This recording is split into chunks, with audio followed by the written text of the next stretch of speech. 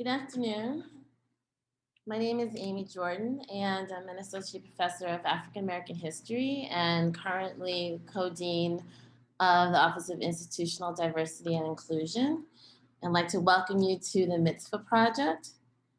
I wanted to start out by thanking Jim Wald for inviting Roger Grunwald to do this project here at Hampshire and to share his artistic and activist work with the community.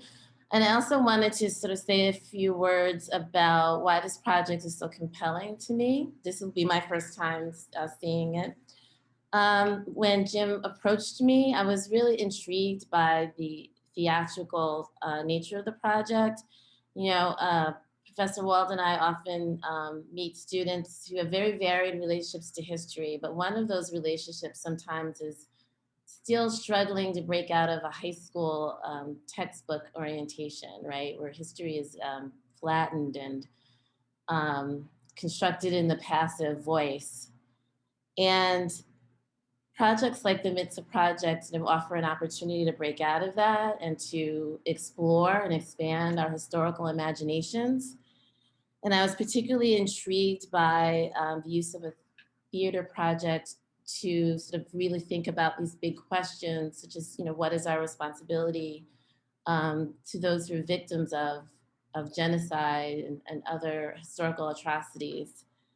And so I look forward to all of us sort of expanding our historical imaginations together through watching the project and also by engaging in a dialogue with Roger Grunwald about it afterwards. So with that, I'd like to pass this along to Jim Wald. Thank you. Thank you, Amy. Professor Jordan, I think, has done a great job of framing these issues. And, she and I often talk about historical issues, as she said, in teaching. And I teach European history here. And this semester, I'm doing a course on the Holocaust, both at Hampshire College and at the University of Massachusetts.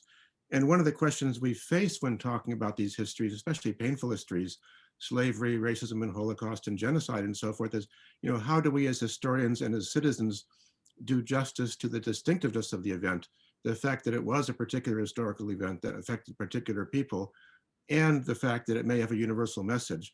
How do you preserve what's unique or special about it without blurring the distinctions, and at the same time suggest that we can all learn from it and make comparisons? What does it mean to make comparisons? And so Roger Grunwald provides one way of doing that here with his reflections on the connection between the Holocaust and eugenics and George Floyd and many other things. Anyway, when Roger saw that I was teaching these courses, he was kind enough to suggest that this project might be of interest to our students, and we hope you'll agree. Roger is the child of a Holocaust survivor and an accomplished performer and artist. For 5 decades, he's been a professional performing artist. In 2013, he was honored with a grant from the New York Foundation for the Arts for the development of this particular project you're about to see, the play that he co-created. And during his career, Mr. Grunwald has appeared in numerous stage and television productions, 75 stage productions in the US and Europe. His voice and face have been heard on and seen in commercials, industrials, video games, feature films, primetime and daytime TV, and documentaries for HBO, court television, and Discovery Channel. So at the conclusion, our format will be this. We will watch the play, the performance. At the conclusion of the video, Mr. Grunwald will give a talk, which will be followed by a question and answer session. And if you have questions for him, you feel free, please, to put them into the Q&A function of the webinar. And in the meantime, to achieve the full effect, obviously, you'll see the performance best with full screen. So at that point, I ask you, please, to welcome Roger Grunwald. Thank you, Jim, for that kind introduction. And Amy, thank you for helping to make this possible and for co-hosting the event. I'm very excited to be here with all of you today. And without further ado, ladies and gentlemen, this is the Mitzvah.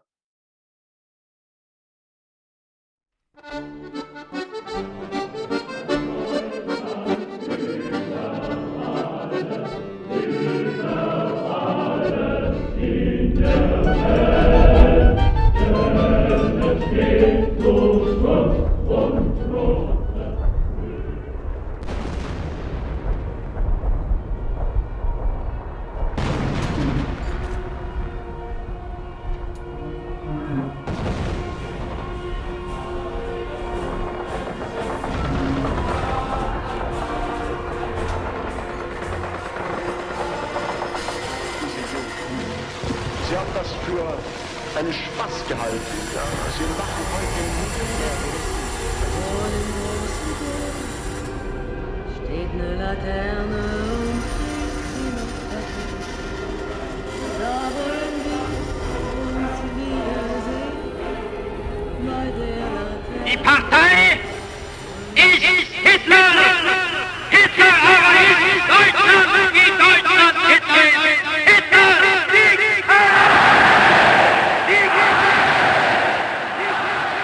I'm standing in the square in Berlin. I am one of several hundred soldiers. I am in the front line. We are standing at attention, eyes straight ahead, motionless. It is a very special day. Almost directly in front of me, standing in his car, the Führer Adolf Hitler. Today, April 20, 1939, it is the Führer's birthday. At one moment, he looks directly at me. His pale blue eyes seem to look right through me. The hair on the back of my neck is standing up. I'm sweating under my uniform. I feel the drops of sweat drip down my chest. My undershirt is becoming damp. My breathing is shallow and rapid. All at the same time, we soldiers begin to say our oath to Hitler. Slowly, imperceptibly, I move my right hand, which is down at my side, up to the holster that contains my standard issue Luger revolver. Very carefully and with movements that I have gone over in my head more times than I can count. I open the holster, slip my fingers around the handle of my revolver. And then, in one lightning quick motion, as the final words of the oath are being spoken, I yank the revolver from the holster, leap forward, and shoot 6 rounds at the stunned dictator, hitting him several times. Mortally wounded, Adolf Hitler, before he ever had the chance to unleash his nightmare on the world, slumps to the ground, dead. Stunned silence, transfixed. I can feel all eyes moving now from the lifeless body of the tyrant to me.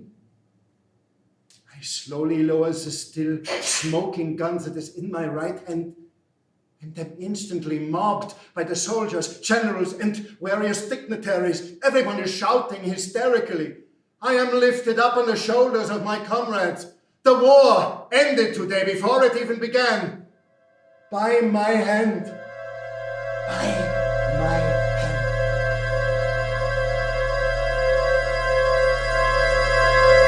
That's the most ridiculous thing I ever heard. Christoph Rosenberg, wake up, you're dreaming again. You see, if you're a German half-Jew and you're serving in Hitler's army, things can get a little confusing. Christoph, Hitler died by his own hand in Berlin in 1945, in the Führer bunker.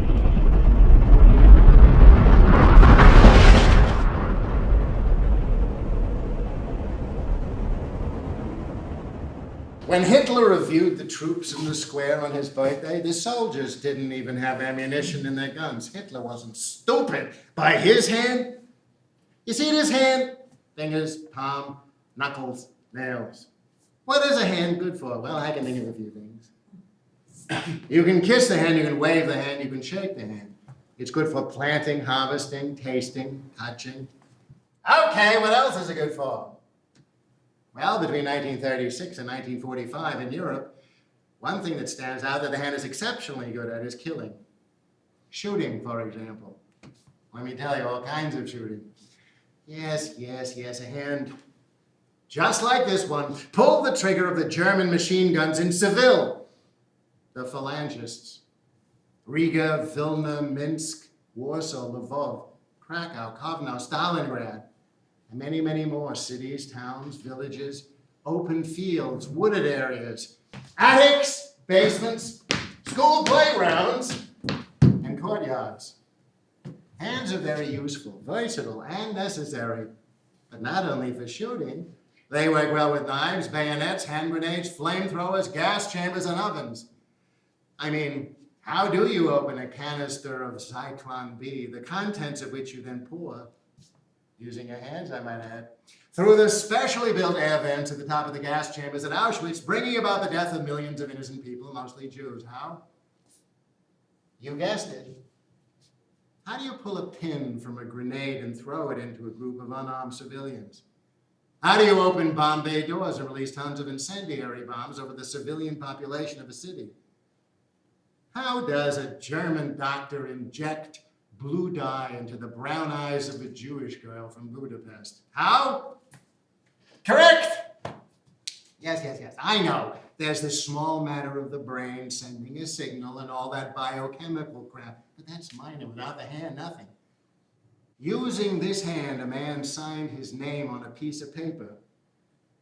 Often. Orders, treaties, judgments, plans, sentences, convictions, edicts, decrees. In the 1930s and 40s, tens of millions of lives of human beings were destroyed as a result of the papers that were signed by this hand. Yes, this hand did not always kill. Yes, that is true. Yes, this hand was acts of futility. July 1943, Bialystok, Poland.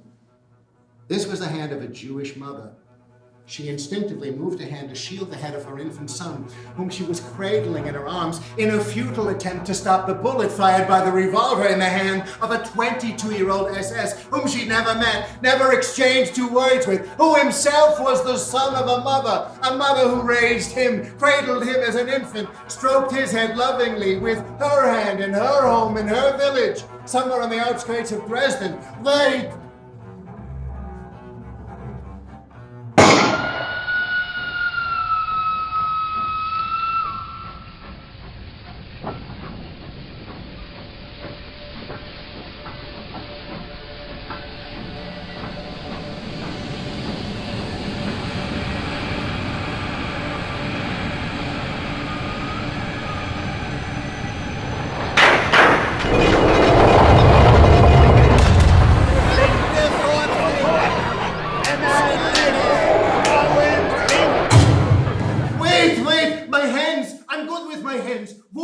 metal, I fix things, hammer, nail, saw. Everybody knows Shmuel Boykowitz, everything I fix. The tall German, he walks up to me, his face close to my face, a crooked smile. I smell his breath, alcohol. Maybe he needs it to be himself. Then the German laughs. He looks at me and laughs. The other Germans laugh too. Skill with a saw is a very useful thing. In Auschwitz, you will be a surgeon. A surgeon for the Jews. Was sagst du, Jude? Dankeschön, Dankeschön. What should I say? So I work in the infirmary, the Krankenbau. It's more like a mortuary. 4 months since the train platform. I'm not yet a Muslim. I'm not yet a walking dead. A man is brought in a wheelbarrow. They tell me to lift him. He's a big man. It takes all of my strength. His head is wrapped in a tidy bandage. Blonde hair. I look at his face. I've seen him before. Those eyes, a scar on his left cheek. The rest of him is a mess. Blood on his shirt, pants, spittle on his face. Oy, in his pants, he has made on himself what they have done. They tell me this is a special one, that I better take care of him. Everyone they want dead except this. This man, they even give me medicine for him, only for him. The man, he tries to speak German. I speak a little. Okay, listen, I fix you. Ausruhen, calm down. He doesn't want me to touch him. To him, I'm a dirty Jew. Sei gesund. The Germans let him sleep for a few days. They even give him special food rations. Why is he here? Who is this man? Then they take him to the Appellplatz for roll call. When he comes back broken, his right eye bloody, he smells of urine. I hear from another prisoner the Germans singled him out during the roll call for special mistreatment. What they call Sport. Several days pass. The man is in bad shape. An SS doctor comes, examines him, cleans him, gives him an injection. Then once again to the Appellplatz for roll call and more. Sport.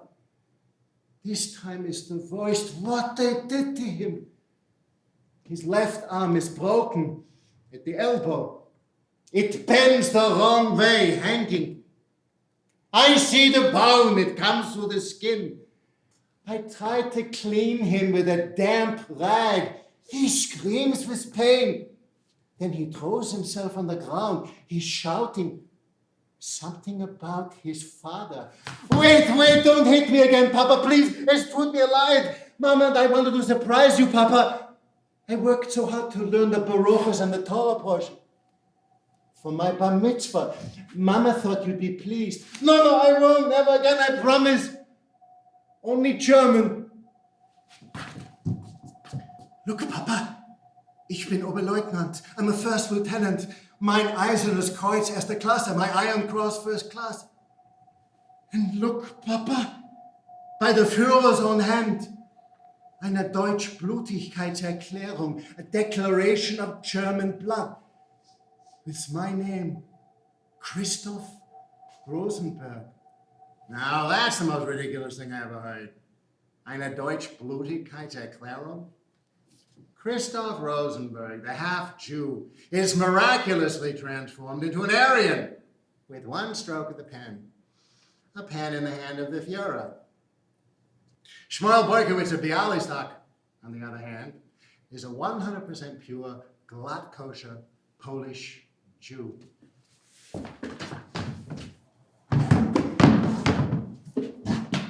I was there, me, Shmuel Boykowitz, hidden in the tree, holding on the bark under my fingernails.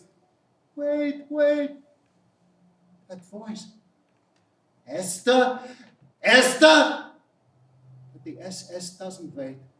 The bullet slices through her hand and shatters the head of her infant son. The back of her hand turns red, like the poppies in the field that surround us. And now here I am in the tree, helplessly watching. Mother and baby tumble to the ground. The SS men are howling with laughter. They pass a bottle, one to the other. At the edge of the pit, one of them lists to the side. They are quite drunk. The SS officer steps forward. He draws his foot back like in a children's game. The foot kicks. The little body of Esther's baby flies into the air. Esther picks herself up and throws herself after her baby into the pit. I bite my hand to stop the scream rising in my throat. Someone is shouting, "Show me your orders." Everyone freezes. Another officer is walking toward them. From the way they react, he must be of a higher rank. I see his eyes, a scar on his left cheek. They salute him, words are spoken. Then they each take turns shooting into the pit. I can't watch anymore. I am watching an action taking place in a magnificent field of poppies. I tell my driver to turn into the field and bring me closer. SS auxiliaries, Ukrainians or Lithuanians, and the German SS detachment.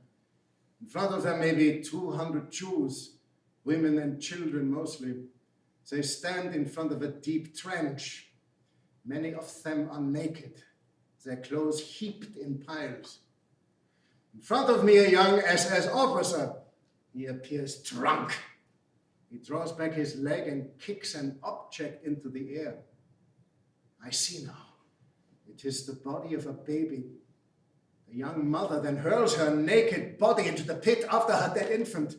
Was zum Teufel ist hier denn los? Show me your orders. The empty-headed SS buffoon makes a big show of saluting me.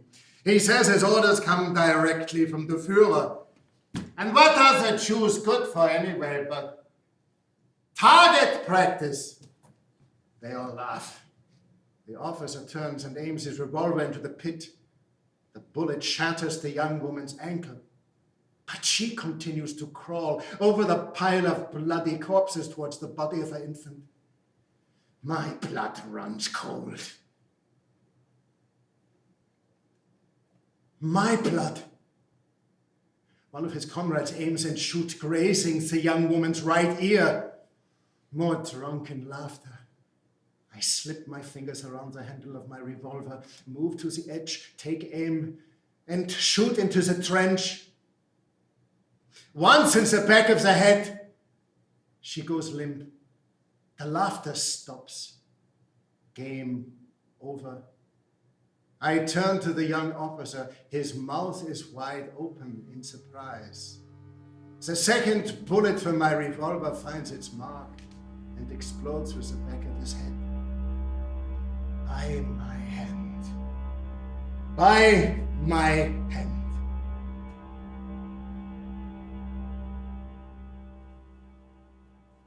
By his hand? By his hand. The hand of First Lieutenant Christoph Rosenberg, the expert marksman, the Mishling, the good son who studied Torah at the behest of his Christian mother, but would become a good German at the insistence of his Jewish father. Go figure. So, what is the hand of a good German good for? Say the secret word and win $100. No? Well, in the 1930s and 40s, good Germans were very good at raising their hands in the Nazi salute. Good Germans used their hands to usher the Mishlings, the partial Jews, to their good new homes in places like Sachsenhausen, Auschwitz, Sobibor, Belsen. But this Mishling, this good German, found his home in the Third Reich because the German war machine found the hand of First Lieutenant Christoph Rosenberg to be valuable. It was the hand of a leader, a marksman, a killer. So valuable was this hand that the hand of Hitler himself declared this son of a Jewish father an Aryan. But now, the hand that was raised hundreds of times in a Nazi salute was for the first time raised to stop an Aktion at a trench in a field in Bialystok, Poland. This was the hand that with one clean shot to the back of the head put an end to the suffering of a pitiable naked soul and then turned the gun on her SS tormentor. Now this hand became the hand of a betrayer, and the hand of the brutal master would exact revenge for that betrayal. And not even Christoph's dream of ending the war before it began could end the nightmare.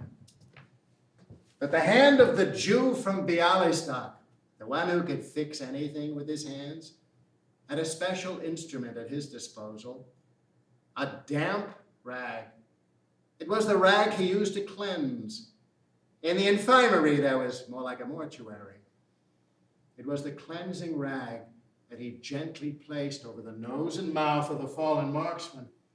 The half-Jew, a dying man's eyes open, a brief struggle for breath, a hand reaches up, a look, a final release, then silence, no more pain, the hand finally at rest. Yishkedal v'yishkedash shemei rabo, ba'ol modivaro herusei, v'yamlich malchusei b'chayachon v'yomachon v'chayedachon beis Yisrael, Bagalo uvizman koriv v'im rumen, yehi shmei rabon v'rach b'olam, ulolmei, olmei. Shema Yisrael, Adonai Eloheinu, Adonai Echad. Hear, O Israel, the Lord our God, the Lord is one.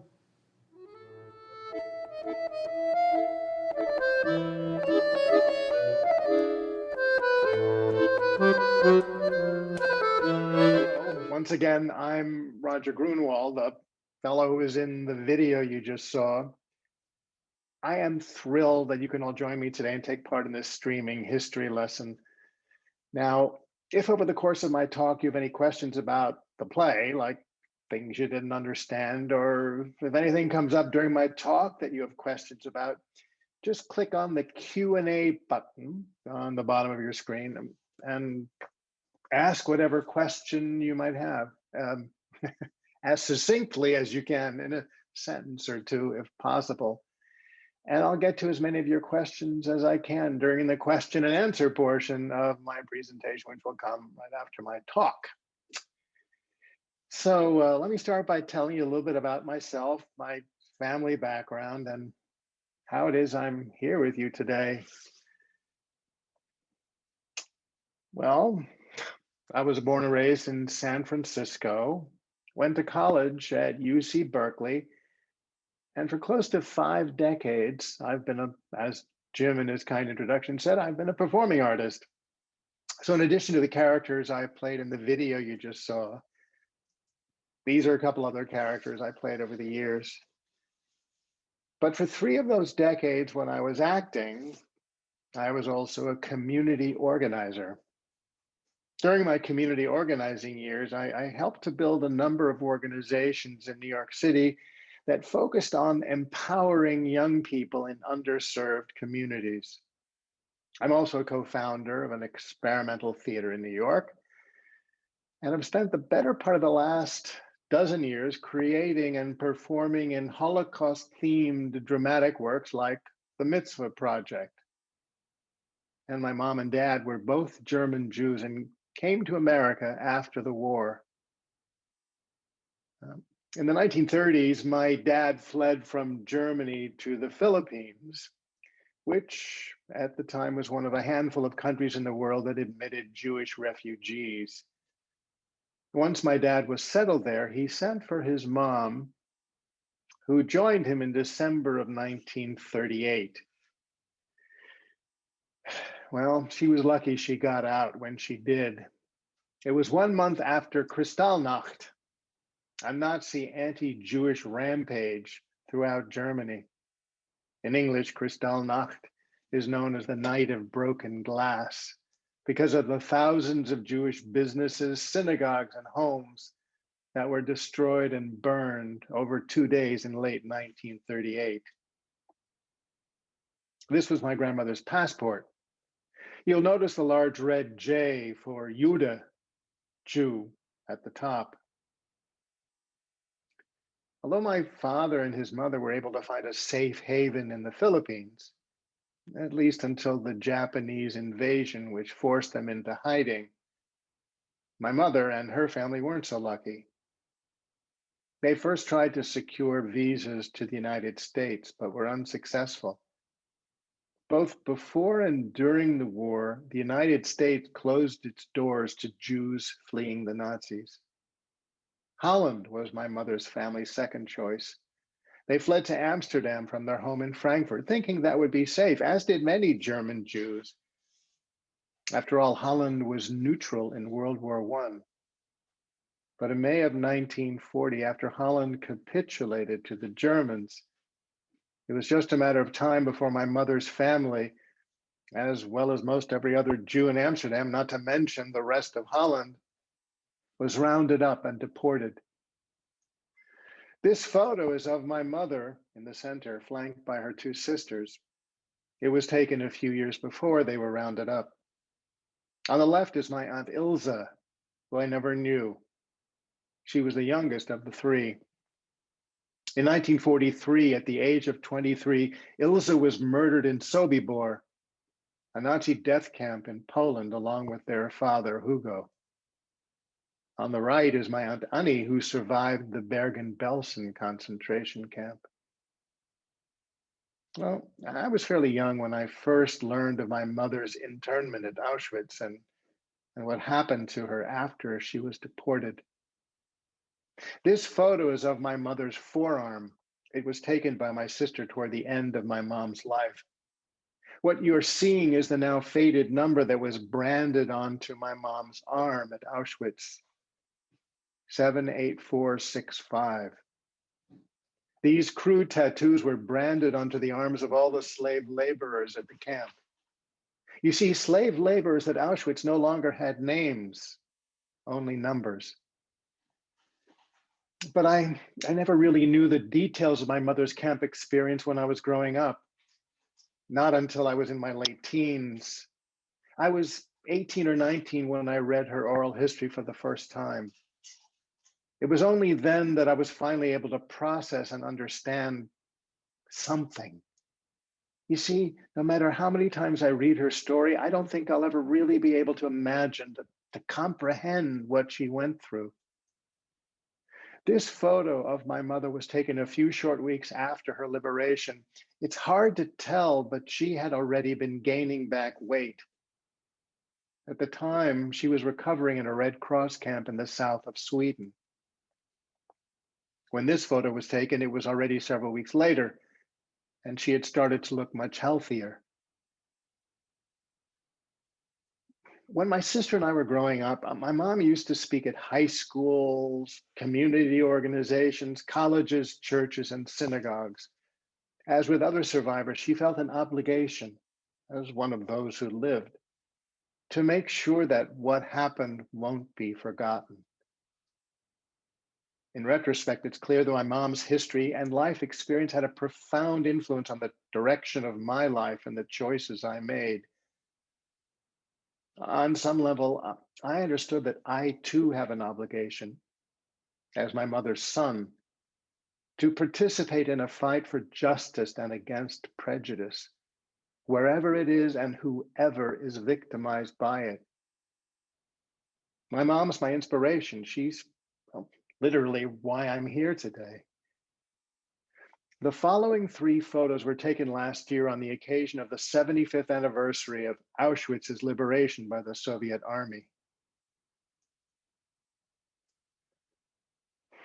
You know, I was thinking the other day about, well, faces. There are certain faces that people the world over recognize right off the bat. For example, the faces of certain celebrities like Beyonce, Michael Jackson, or the Beatles, or historical figures like Martin Luther King or Einstein. Well, one of the faces I'm thinking of is that of a teenager. It's a face many of you might recognize. This is the person I'm thinking of, Anne Frank. As many of you know, Anne Frank died at the hands of the Nazis when she was 15 years old. As a 13 and 14-year-old, when she and her family were in hiding, Anne began to write a diary, which you may have read. But after hiding for 761 days, their secret annex was discovered by the Nazis and the family was captured. With the exception of Anne's father, Otto, Anne and the rest of her family perished in Nazi concentration camps for no other reason than they were Jews. It was after the war that Otto found and then had Anne's diary published.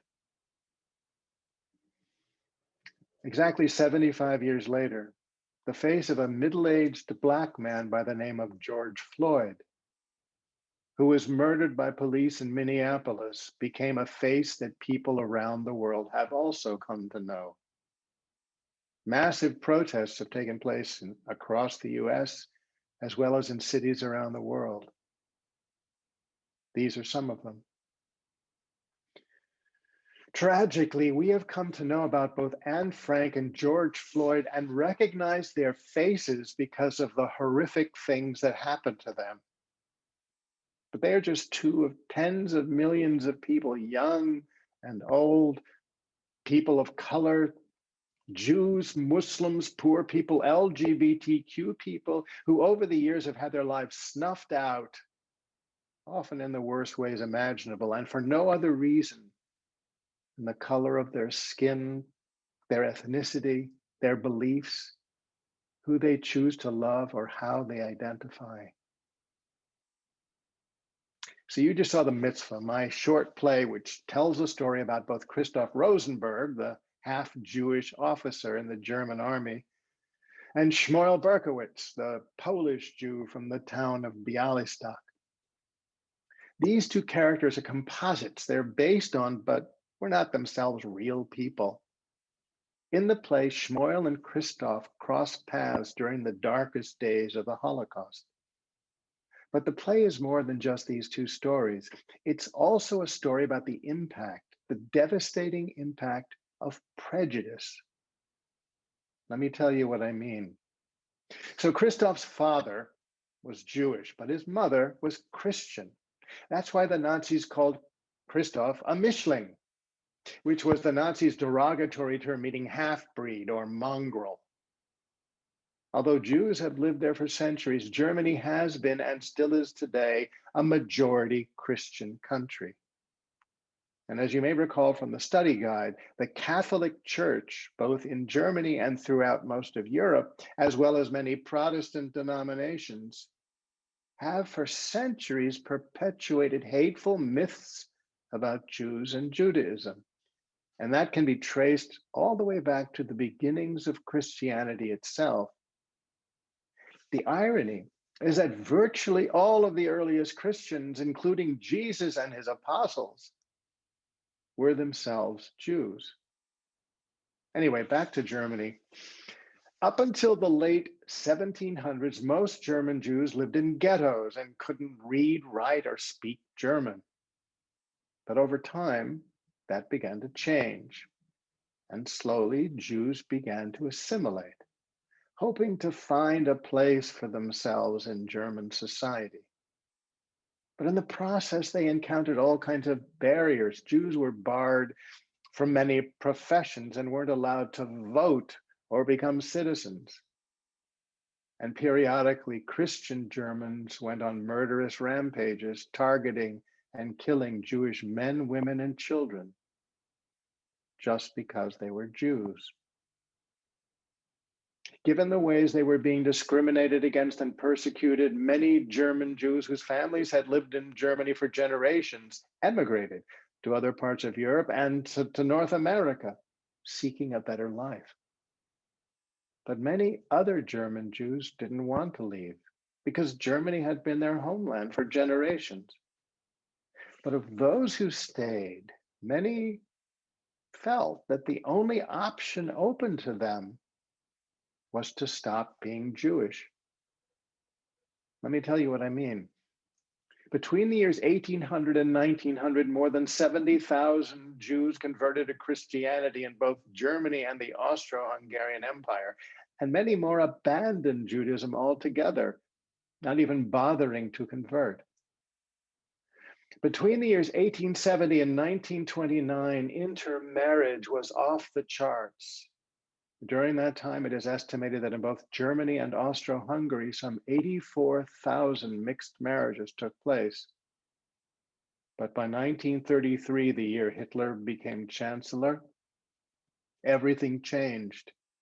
Even for the descendants of Jews who had intermarried, converted, or became secular, not to mention those who had maintained their Jewish traditions and identity, like my mom's family, who were very religious. You see, to the Nazis, it didn't matter if you were a believer or an atheist. If you had Jewish blood somewhere in your family line, you were now in the crosshairs of the Nazi regime. In 1935, Nazi Germany passed two radically discriminatory pieces of legislation known as the Nuremberg Laws. These laws laid the legal groundwork for the persecution of Jews and, eventually, the Holocaust. But the Nuremberg Laws didn't materialize out of thin air. The Nazi lawyers who drafted the Nuremberg Laws closely studied the laws of another country. That country was the United States. America in the early 20th century was the leading racist jurisdiction in the world. Those are the words, as you can see on this slide, of Yale law professor James Whitman. He goes on to say, Nazi lawyers were interested in, looked very closely at, and were ultimately influenced by American race law. Well, one of the statutes that became a central part of the Nuremberg Laws was a law prohibiting what the Nazis called Rassenschande, which roughly translates to racial defilement. Rassenschande was almost directly copied from a Jim Crow law in the United States. In America, these were called anti-miscegenation laws, which were primarily designed to prevent intimate relations between whites and blacks. Anti-miscegenation laws were enforced from the late 1600s until 1967 here in the US, close to 300 years. Although anti-miscegenation laws, despite the fact that they were ruled unconstitutional in 1967, were still on the books in several states in the US as late as the year 2000. Not that long ago. From 1913 until 1948, 30 out of the then 48 states prohibited relations between people of different races. My home state, California, repealed its anti-miscegenation statute in 1948. Then there was America's eugenics movement, which promoted the superiority of the so-called white Nordic race and heavily influenced Congress. In the 1920s, as a direct result of the lobbying efforts of the eugenics movement, the US Congress passed legislation severely limiting the immigration of certain so-called undesirable populations, such as Jews, people from Eastern Europe, and Italians. The political power of and big money behind the eugenics movement, starting in the late 19th century right up through the Second World War, gave it enormous political clout. The laws enacted from the influence of America's eugenics movement also served as source material for the Nazis' Nuremberg race laws. Let me explain. 33 states in the US legalized the practice of forced sterilization, led by California, which sterilized more so-called undesirables than all the other states combined. Again, it was America's eugenics movement which was the political driver behind these laws. It was the eugenics-inspired sterilization statute on the books in California which served as the model for the Nazis' own program of forced sterilization. Over 400,000 so-called defectives were sterilized in Germany during the life of that program. By comparison, a mere 60,000 were forcibly sterilized in the United States. Okay, I'd like to go back to the character of Christoph Rosenberg, the half-Jewish first lieutenant. Well, beginning in April 1940, most partial Jews who had been serving in the Wehrmacht were discharged. Many were sent to forced labor camps, or worse. However, several thousand male Mishlings, mostly junior and senior officers, who were considered to be valuable to the war effort and who had an Aryan appearance, were declared Deutschblutig, to have German blood, and were allowed to remain active members of the German armed forces. These approved Mishlings received an exemption, the highest form of which was the Deutschblutigkeitserklärung, the declaration of German blood mentioned in the play. Well, the Nazis created their pseudo-scientific racialist mythology to justify and carry out their murderous state-sponsored anti-Semitism. But the demonization of Jews was only half of their grotesque mythos. The other half involved the elevation of the so-called Aryan to the status of an ideal. But try as they might, they never did get that Aryan thing right. And it's not just because the master race concept is a total crock, which it is. Let me give you an example. In 1939, this photo of a young soldier appeared in a recruitment poster for the German army with the caption, "The ideal German soldier." Here, standing before us, ladies and gentlemen, is a perfect example of a true Aryan, ready to lead the German people to the promised land of our 1,000-year Reich. Oops. As it turned out, the soldier in the photo and the recruitment poster was Private First Class Werner Goldberg, a 100% pure half-Jew. But he sure looked the part. He looked the part. What does that really mean? The madness of judging someone's worth as a human being simply by how they look or sound or speak or where they come from is beyond absurd. But it doesn't stop it from happening again and again. And that's at the root of white supremacy, no matter where you live or what language you speak. That's what we all have to grapple with in America. Today, now, all of us.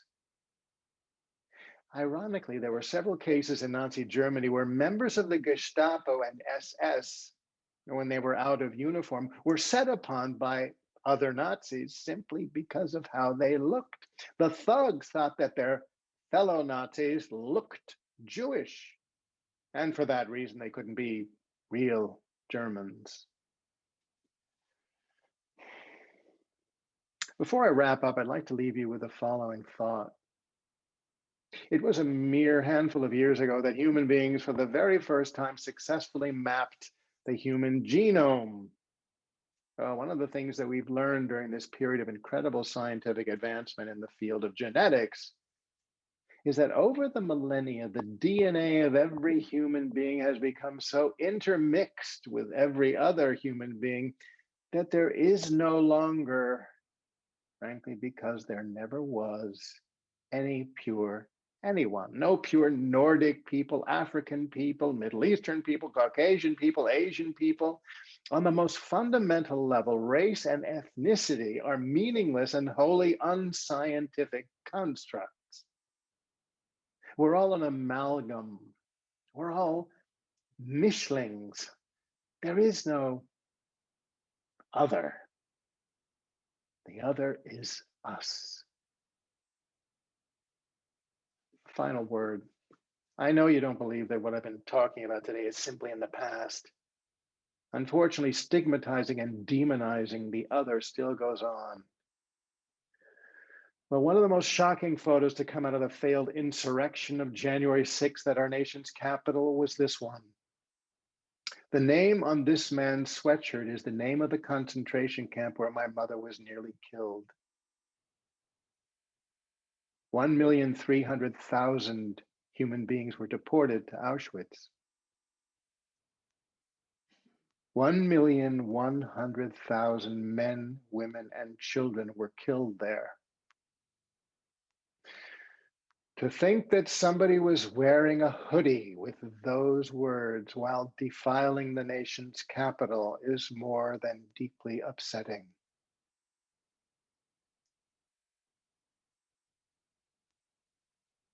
Thank you.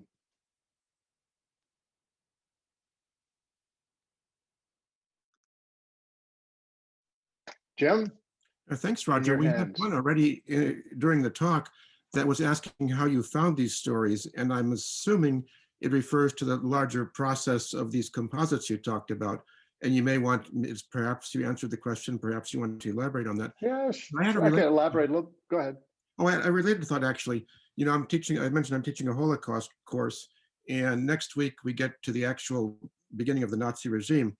And one of the documents I'm looking at was a letter from the communal organization of German Jews to the Minister of War in 1935. So it's before the Nuremberg laws. It's in March, not in the autumn, but it's objecting to the fact that Jews are not allowed to serve in the German army. And they say the duty of serving in the army means the right to be a German soldier. This right and this duty is also claimed by the German Jews. And it ends up by saying, we German Jews are confident that we will not be denied participation in military service on equal terms with other Germans. And, you know, in a sense, that seems to be mind-blowing. You know, why would Jews want to join the German army? But I think it raises interesting questions because, you know, there's no war on, there's no genocide taking place yet. And they seem to see this then as a way of asserting their right to be citizens. You know, it's not about Nazism or not Nazism. It's about you're trying to take our rights away, and we're saying you cannot do that. And I wonder if you might comment on that as reflected in the stories you're telling and the consciousness of the people who joined the army. Sure. Well, for so many German Jews, both those who were born in blended families and those who were Jewish on both sides, there was a long history of Jewish patriotism in Germany. Once Jews had been emancipated, once Jews were more a part of, from the time of Moses Mendelssohn back in the 1700s, when he encouraged Jews to become more educated and part of society, Jews realized that they also, in order to be accepted by the dominant Christian culture, that's when they started to convert but Jews also felt that in order, they had to continually prove themselves to their non-Jewish fellow citizens. And one of the ways they did that was by proving their patriotism. So in the Franco-Prussian War, in World War I, Jews served with distinction on the front lines. And in fact, despite the efforts by the right wing and the anti-Semitic elements, General Ludendorff and others who were trying to paint Jews as cowards, in fact, he commissioned as you probably know, Jim, this Judenzählung, a Jewish census to prove their position that Jews shirked their responsibilities. But in point of fact, it proved just the opposite. Jews received more commendations for valor proportion to their membership in the population than non-Jews. They died in the battlefield and were wounded in the battlefield, also disproportionate to their numbers in the overall population. So Jews had a long history of patriotism, and Jews felt a particular pressure also because of their status as kind of more outsiders to prove their patriotism. So I think it was a combination of feeling strongly patriotic to their fatherland as, their non-Jewish fellow citizens, but also they had a particular kind of pressure on them. So so there was a long history of that. And the Mischlings who ended up serving in the Wehrmacht, as well as a handful of full Jews who obfuscated their Jewish history, were mostly there as patriotic Germans, and many of those Mischlings had very little identity. They had very little or no identity as Jews. The ones who came from the blended families, they were usually raised in non-Jewish households, with some exceptions. Anyway, so Jews felt a strong allegiance to their fatherland as non-Jews. That makes a lot of sense. Thank you. And you actually almost anticipate the next question, because your character, Rosenberg, is raised in a family in which there was some attempt to give him a Jewish religious education. And so we have a question here which asks, how did you choose to end the play with Jewish prayers for the dead in Hebrew and the Shema? Might this impact how the play's message and even its title is received by audiences who may not be familiar with these words and their connotations?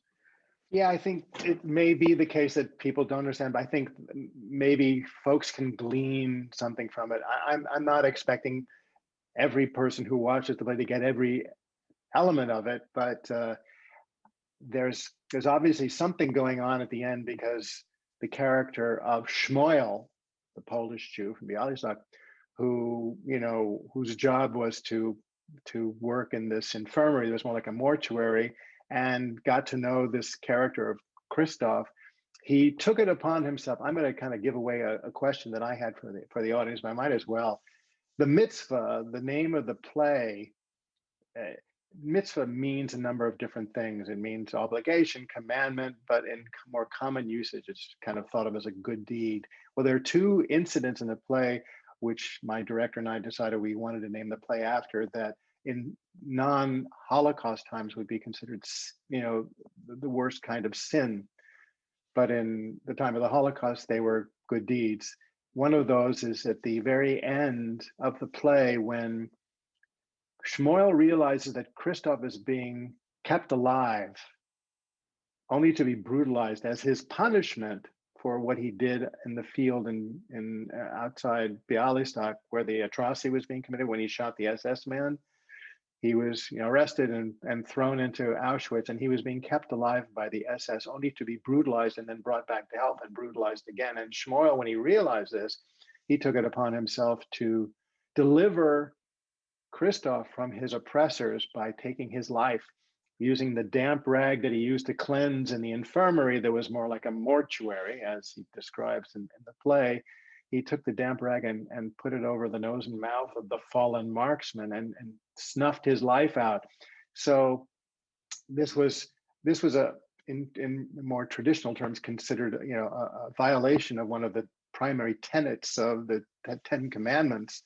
But Shmuel also realized that he needed to deliver him from his oppressors by taking his life. And then he, and also in contravention of Jewish tradition, when you do the prayer for the dead, it's over a family member. So all traditions were thrown out the window during the Holocaust, and he and you don't give the Kaddish, the prayer for the dead, for a half Jew through his father. He's not even considered Jewish. But Shmuel, looked to the heavens and hoped to deliver his soul to God, even though he wasn't a real Jew in the Jewish terms, but because of his suffering and because of Christoph had kinship with other Jews who were being slaughtered by the Nazis. So I don't know if I'm answering your question completely, but people may not get it, but I think some people may not get it, but I think some people will. That there's a prayer that he's delivering. He's trying to deliver this man to God in the only way he knows how, and that's what I was intending at that moment. Thank you. We've got several questions here. One first that goes to the question of content, and then the others actually talk more about the nature of the work of art. And so this one asks, how has the American industrial prison system been involved in your research on racist regimes and state-sanctioned torture? What role does the prison system play in the development of this of this presentation? Is that the question? You can. Yes. I'm sorry. Are you nodding your head? Yes. Yes. I didn't take any particular. I didn't make any particular research regarding the prison system. I mean, the prison system, the prison system in the United States is a continuation of the slavery. I mean, obviously the prison system in the South was used, and prison labor was used in this as a continuation of slave labor.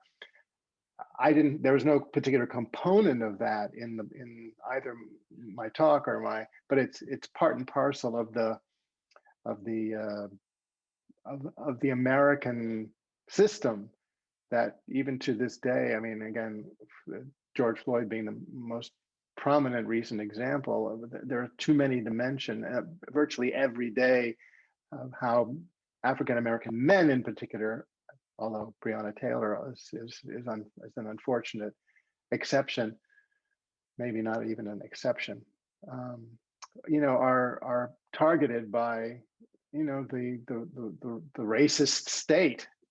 So yeah, but again, I wasn't making a particular point in my presentation about the prison system. Okay, and now we've got, as I said, several questions about the work of art. The most simple or straightforward, I'm going to group them together so you can expatiate upon all of these and the creative process. So the first one is the most straightforward. Is it also performed in front of an audience or just for a film? And then the ones that go to what takes place in the creative process, you work with a dramaturg. Can you speak about being a research-informed experimental performer? And another question, if you want to keep track. Maybe we can do a few at a time. Okay, we'll stop with that one then for time being. Yeah. So yes, the Mitzvah, which is the play, the Mitzvah Project, is the entire presentation. The Mitzvah Project and the play, have up until the beginning of the pandemic I was presenting them around the world in like 26 states, Canada, and few places in Canada, the UK, and Israel. And then the pandemic hit, and I had to retool it. So fortunately, we had taken a video of a live performance, which is what you saw, and then we put some effects and to make it a little more engaging to students. So it's just not, because again, it was an archival video. It wasn't done for broadcast, so it doesn't have all the great production elements that a video for broadcast of a performance. I was in a theater, there was available lighting, theatrical lighting, so we did the best we could with what we had. So yes, so that this is, I've done about 90 presentations of it, between 80 and 90. I can't remember what the current live. And since October, I've done about 10 of these via Zoom. What was the second question? Second question went to the creative process. Do you work with a dramaturg? Can you speak about being a research-informed experimental performer? Yeah, I was the dramaturg, and I worked very closely with my director, Annie McGreevy, who was a wonderful director, performer, and solo artist. So she was really instrumental in helping me give shape to this. But it was a lot of reading, and I went to Israel to visit one of the last surviving members of the liquidation of the Bialystok ghetto, and I spent some time with him in Yehud town between Jerusalem and Tel Aviv. But mostly it was from research. Now, one of the critical research source materials was a book by author Brian Mark Rigg, who wrote a book called Hitler's Jewish Soldiers, and then a sequel to that called The Lives of Hitler's Jewish Soldiers. It's the seminal work in the field, and it explored and examined this heretofore little known aspect of the German Jewish experience, namely these partial Jews, these half and quarter Jews who ended up serving in the Wehrmacht. And I actually, when I was just starting to develop this, the idea of creating a play, I visited with my aunt in Los Angeles, who at the time was like 99. She died a couple of years ago at the age of 104. She's the one who survived Bergen-Belsen, and I wanted to interview her to develop material because my mom had passed away back in 2001. So during my visit with my aunt, she gave me a book, Hitler's Jewish Soldiers by Brian Mark Rigg, and she said, you should read this. I think you find it really interesting. And she was right. I did. And I realized it was a story that needed to be told and had, theatrical potential. And that's where the Christoph character started to emerge. And then the rest of the play, working with Annie back in New York, started to come together. And I performed it first at a festival, a one person show festival. Someone who was in the audience who from a synagogue and said, "You got to bring this to my synagogue. I'm going to tell my rabbi about it." So I did. I performed at the synagogue, and then I decided, because I lined up a few presentations at some local colleges around New York, and then I decided to contact the New York Times. Said, "Well, what the heck? Give it a shot." So I kind of came up with a pitch on this, and I contacted the theater editor, Heller, and you never get them on the phone. It just never happens. And for some reason, luck was on my side, and he answered, and I gave him the pitch. He said, "Send me something." I did. And he said, "Well, because you're not doing a run of this like in New York, it's not something for me. But let me pass this along to the since I was doing my first presentation in New Jersey. Let me pass this along to the bureau chief in New Jersey." And they took a look at it, and they assigned a reporter, and then they wrote a story about it, and that kind of kickstarted the whole tour. But back to dramaturgy, I was my own dramaturge.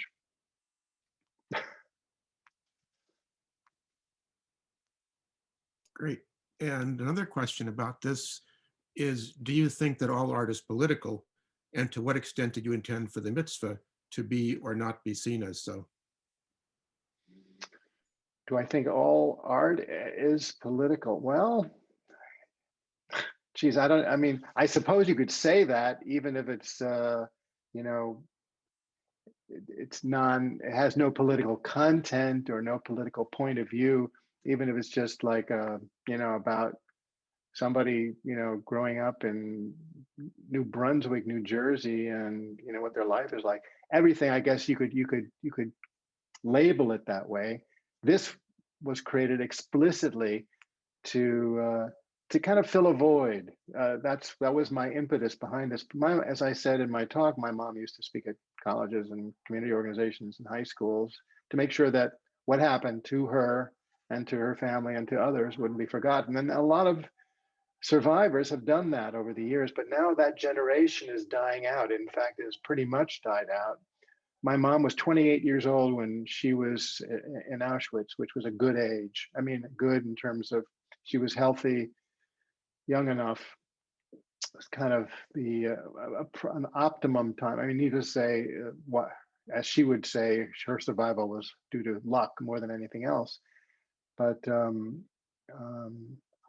that's what was behind the writing of this, is to fill the void, to continue to pick up the baton from my mother and to use my skills as a performing artist and as a writer to continue the process of engaging young people, particularly, although any, older people too, that on what happened can't be forgotten. And we have to understand that the world we're living in today is a world in which this continues, prejudice continues, persecution continues, and we have to put a stop to it. And the only way I see my role is to continue teaching, using the power of the theater as much as I can. So, I mean, that is the extent of the open questions in the Q&A, but I wonder if I could follow up on that, because you mentioned, of course, this desire to teach and convey lessons. And you said you've performed in all sorts of different settings in different countries, different audiences. Do you find, is it possible to characterize the variety of reactions to it, whether by geography or age and so forth? And does anyone ever express dissatisfaction or criticism or skepticism? Well, in general, my experience has been, whether it's an older audience or a younger audience, that people seem to be excited to learn something. I think one of the things that I think I can bring to the process of learning about and not just about the history that produced the Holocaust, but what the world we're living in. I think my overall sense is that people are excited to have a way of learning. And I think the arts in general is a way that you can touch people, different than a lecture or a book. I'm not putting those down, but it's a different way of approaching this kind of subject matter, if we're going to reduce it to subject matter. So yeah, I mean, oftentimes the young people ask questions that an adult wouldn't ask. I remember being in a room. I did a presentation, a live presentation for Catholic Memorial High School in Waukesha, Wisconsin. There were like 400 or 500 young people in this auditorium, and they asked, like, well, how is it that that Christians have a history of being prejudicial towards Jews? Well, what's this thing between Christianity and Judaism? And that was it's a profound question, but as a question that I wouldn't typically get from an adult. They probably wouldn't want to show their ignorance, and I guess a high school student may not have that kind of feeling of censoring themselves. And I've gotten high school's audiences where there are a lot of drama students, and they asked me about the drama process and what was it like to create a one-person character. How do you create the reality of the situation that you're describing as the character? It was very helpful and interesting to kind of go into process. So yeah, but in general, my sense is people seem to be excited to learn, like the Michelin story. I mean, that's the story that most people just don't know. It's not something that's gotten a lot of play in contemporary. I mean, I don't know, for example, of any European history courses that talk about this aspect. I mean, Brian and Mark Rigg, the author, and I have become friendly. He's come to my presentation. He's very supportive of this tour that I'm on, and I don't think it's just because he wrote a couple of books about it, but I think he's also generally interested. One of the things about Brian, he was at Yale. He started to write, actually, and then he went to Cambridge to do his PhD. And he started traveling around Germany. He had a hunch that there was a story here, and he started interviewing a lot of. This was in the '90s. Interviewing, as it turned out, a lot of Mishlings. He met one, and then that one Mishling introduced him to a bunch of others, and he realized that there was something here. And his advisor at Cambridge told him, it's just anecdotal stuff. There may be a handful of these Mishlings, and it turned out there were thousands. And Rigg interviewed a few hundred. Finally, after he wrote his thesis, his advisor apologized to him for doubting, his research and what he was able to find. So, I've learned a lot doing this, and I think my sense overall is that people are excited to have learned about it. Now, have I gotten negative comments? There's occasionally. I think there are some aspects. I'm guessing now. I never really got into this, but there's some. I think particularly Jewish audiences, older, who think that this is my reading of it. That what happened, why the fact that these Mishlings ended up serving in the Wehrmacht is a stain on Jewish history. I don't look at it that way, because it was history that produced history and anti-Semitism in Germany that produced most of these Mishlinge who, were raised in families where their fathers and their mothers wanted them to become more German than Jewish. And it was, unfortunately, I think most of them are products of anti-Semitism. So anyway, I don't look at it as a stain, but I think that's my read from how some people responded. There's a good lesson there for all faculty and students, including our Hampshire College students thinking about senior thesis projects. But I was actually interested in that too, since you mentioned that a lot of these people died in combat, but then some also survived. And you talk about teaching lessons. So I can see why someone who feels totally German and is suddenly discovers that he's being treated as a Jew would prefer to keep on feeling German and join the army. Do we know anything? Can we generalize about how these people felt after the war, after everything was known and history had moved on? Again, from the interviews that Rigg conducted, again, the vast majority of the Mishlinge who ended up serving in the Wehrmacht did, as you say, die on the front, most on the Eastern Front, because 2 out of every 3 Germans who died in battle died on the Eastern Front, not on the Western Front, America and Britain. Sorry, I just got off track. What's the thrust of your question again? I was just wondering how those who survived felt about the war in the 1990s. Oh, yes. Yeah.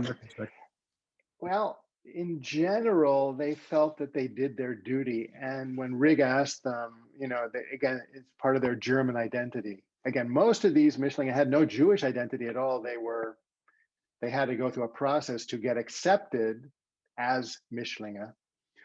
But there was an example. Hirschfeld, he was a lieutenant.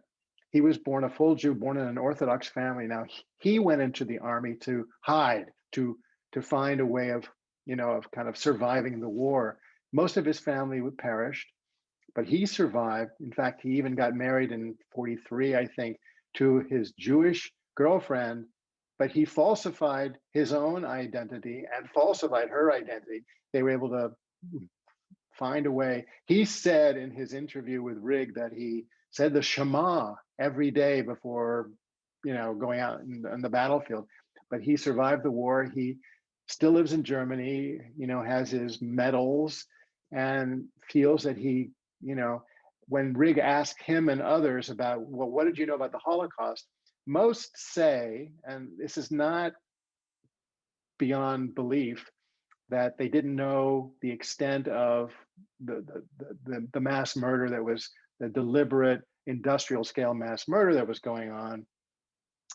They knew that Jews were targeted, that Jews were, they saw Jews sometimes getting hanged and whatever when they were near the battlefield. But the Wehrmacht, like when they, Operation Barbarossa, Jim, I'm not telling you anything you don't know, but when Germany invaded the Soviet Union and the Baltics in the June of 41, they were the first line that went through, and following them was the mobile killing squads, the Einsatzgruppen. So it wasn't, so a lot of these soldiers, the frontline soldiers, didn't necessarily see atrocities being committed. Now some did, some participated in it, but not all. Your average Wehrmacht soldier, your average soldier in the army wasn't a fire-breathing anti-Semite. Some were, but some were just patriotic Germans doing their duty. And these Mischlinge served side by side with them. And when the Mischlings were interviewed about this, if some of their fellow soldiers knew they were partially Jewish, a number of them said yes, they knew, but they also said that their fellow soldiers said, if I feel you've got my back, I don't care if you're Jewish, purple, green, or with polka dots, if I'm at a foxhole, I just want to know that that you are there to protect me as well as I'm there to protect you. So the average German soldier, I don't know, maybe I can't say average, but there are many, many soldiers who probably wouldn't care that much, and some are more indoctrinated than others with the anti-Semitic screed that came out of Nazi Germany. But, anyway, am I answering your question? Yes, very much so. And I'm looking at the clock here and mindful of the time. I know people have other programs this afternoon. There's just one more item in the Q&A, and it's more of a comment than a question, but essentially it thanks you because it says that your point about the connection between US laws and the Nazi racial laws is a reminder and disproof of the oft-heard centrist statement, this is not who we are. Who we are is a long and complex story, not all of it an attractive one, obviously. So I think if Amy and others are satisfied, I'm just like to thank you so much for doing this and for sharing your project and your thoughts with our students and wider community of faculty and staff.